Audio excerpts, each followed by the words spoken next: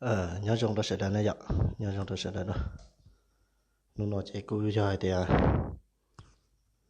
nó nên nằm ở bên cả một sự nó cho sẽ đến này ạ, sẽ nên lưu tư chẳng thì một sự quá và chẳng chỉ ta lấy thì nó chỉ nó xây cho nó sẽ học vào trâu xía này ạ, thì cắm nó chỉ cho đuôn thế nè, cho vào motor ạ, thì nó cả motor cho đuôn thế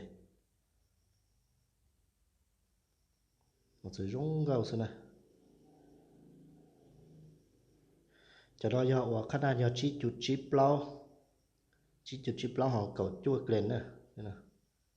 cậu chua lên ta giờ chọn vấn đề ạ,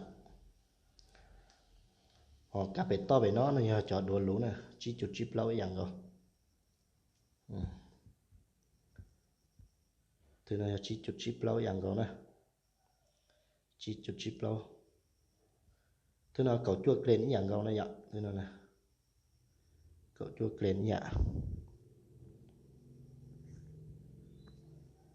họ cho toàn thế nó chỉ cho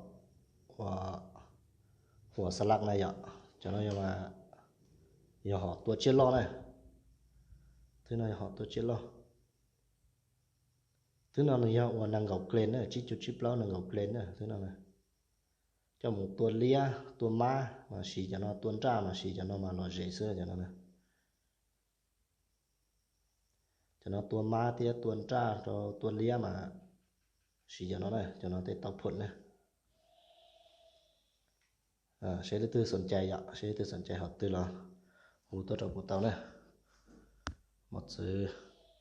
chuyện một phóng xa này phỏ một sự là như chúng một phóng xa này ạ.